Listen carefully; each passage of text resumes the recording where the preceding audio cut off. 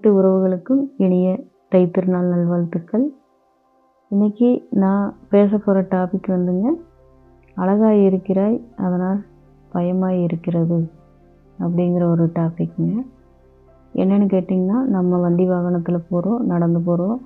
அப்போ பார்க்குறப்போ அத்தனை வீட்டு வாசல் முன்னாடியும் அழகழகாக நல்லா வலிச்சுட்டு கலர் கலராக கோலங்களை பார்க்கும்போது தாங்க எனக்கு இந்த படத்து பேர் ஞாபகத்துக்கு வந்தது. அழகாய் இருக்கிறாய் அதனால் பயமாய் இருக்கிறது அப்படிங்கிற டாபிக்ங்க. என்னென்னு கேட்டிங்கன்னா, மாட்டு சாணம் அப்படிங்கிறது ஒரு அருமையான கிருமி நாசினிங்க.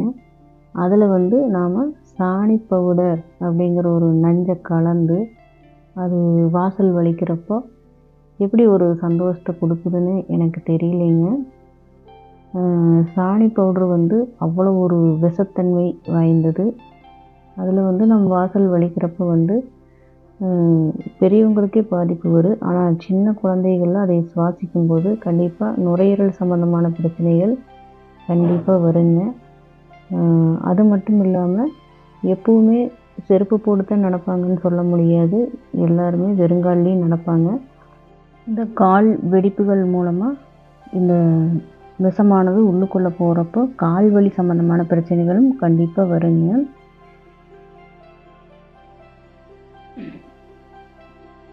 அடுத்ததாக நம்ம கோலம் போடுறதுக்கு பச்சரிசி மாவு யூஸ் பண்ணலாம். பச்சரிசி மாவு நம்ம உடனே மிக்சியில் அரைச்சி போடும்போது அது மாவாக உழுகிறதுனால கோலங்கள் வராதுங்க. ஆனால் நாம் மிக்சியில் அரைச்சிட்டு அதுக்கப்புறம் வடைச்சட்டியில் நல்லா வறுத்து எடுத்துட்டோம்னா இந்த வெங்கச்சங்கல் கோலப்பொடி மாதிரியே அரிசி மாவும் நல்லா லைன் பை லைனாக வருங்க. கண்டிப்பாக ட்ரை பண்ணி பாருங்கள். அடுத்ததாக நான் பிளாஸ்டிக் பற்றி பேசியே தான் ஆகணுங்க இந்த நேரத்தில். ஒன்றும் இல்லை, நான் அந்த 2-3 நாளுக்கு முன்னாடி ஒரு வீட்டுக்கு ஒருத்தரை பார்க்குறக்காக போயிருந்தேங்க. அப்போ ஃப்ரூட்ஸ் எல்லாம் வாங்கலான்ட்டு போனேன். அப்போ பார்த்தீங்கன்னா நல்லா ஆப்பிளுக்கு தனியாக ஒரு கவரு, சாத்துக்குடிக்கு தனியாக ஒரு கவரு, அப்புறம் திராட்சைக்கு தனியாக ஒரு கவரு, இத்தனை கவருங்க. அப்புறம் இன்னொரு பக்கம் காய்கறி வாங்க போயிருந்தேன். அங்கே பார்த்தா பெரிய வெங்காயத்துக்கு தனியாக ஒரு கவரு, சின்ன வெங்காயத்துக்கு தனியாக ஒரு கவர், அப்புறம் மற்ற காய்கறிகளுக்கெல்லாம் ஒரே கவரு, தக்காளிக்கு தனியாக ஒரு கவரு, இத்தனை பிளாஸ்டிக் கவருங்க. நானும் கவர் வாங்கிக்கிறேன், இல்லைன்னு நான் சொல்லிங்க. முடியாத பட்சத்தில் பிளாஸ்டிக் கவர் வாங்கலாங்க. ஆனால் ஒவ்வொன்றுக்கும் தொட்டது 90 எல்லாத்துக்குமே பிளாஸ்டிக் கவர் யூஸ் பண்ணுறத பார்க்கும்போது ரொம்பவுமே சங்கட்டமாக இருக்குங்க. நம்ம அனைவரும் ரேஷன் கடைக்கு போகிறப்ப மட்டும் அத்தனை பொருள்களுக்குமே நம்ம வீட்டிலேருந்து பை, பருப்புக்கு தனியாக துணிப்பைங்க, சர்க்கரைக்கு தனியாக துணிப்பை, அரிசிக்கு தனியாக ஒரு சாக்கு, இந்த மாதிரியெல்லாம் கொண்டு போனால் தான் நம்ம ரேஷன் கடையில் பொருள்களே வாங்க முடியும். இந்த மாதிரி சூழ்நிலை அனைத்து மளிகை கடைக்குமே வந்தால் உண்மையாலுமே ரொம்பவுமே நல்லா இருக்குங்க. அந்த காலத்தில் எல்லாமே பருப்புகளுக்கும் இருந்து காப்பித்தூள் வரைக்கும் அனைத்துக்குமே பைகள் கொண்டு போயிட்டு வாங்கிட்டு வந்தாங்க. அப்போல்லாம் ரொம்பவுமே தூய்மையாக இருந்த இந்த சமூகம் இன்றைக்கி இந்த பிளாஸ்டிக் கவரால் இவ்வளோ ஒரு அருவருப்பாக இருக்கிறத பார்க்கும்போது ரொம்பவுமே சங்கட்டமாக இருக்குங்க.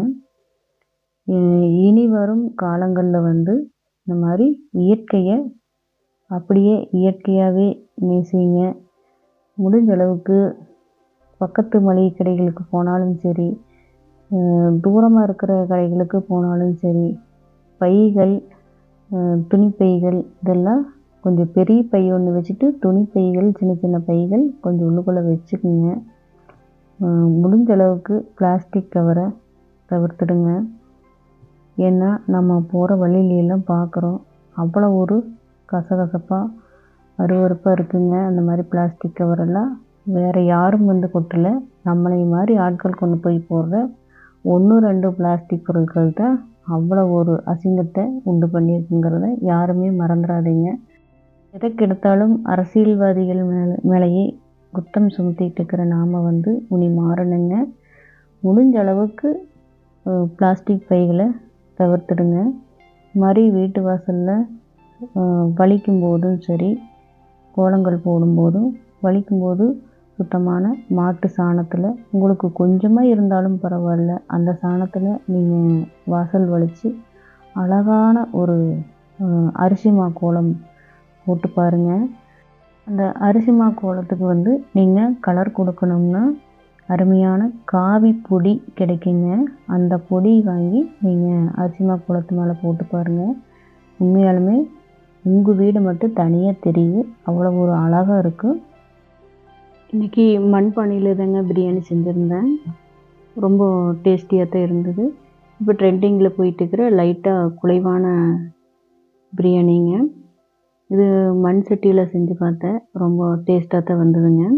நான் கொஞ்சம் குலைவாக வேணுங்கிறதுக்காக வீட்டில் நம்ம எப்போவுமே யூஸ் பண்ணுற புழுங்கல் பொன்னி அரிசி வச்சு தாங்க நான் பிரியாணி பண்ணியிருந்தேன். டேஸ்ட்டாக வந்ததுங்க. 1 டம்ளர் அரிசிக்கு 2.5 டம்ளர் தண்ணி எடுத்துருந்தேங்க. உங்களுக்கு கொஞ்சம் பளபளன்னு வேணும்னா நீங்கள் 1 டம்ளருக்கு 2 டம்ளர் மட்டும் தண்ணி எடுத்துக்கங்க. மீண்டும் இன்னொரு பதிவில் சந்திக்கலாங்க. நன்றி, வணக்கம்.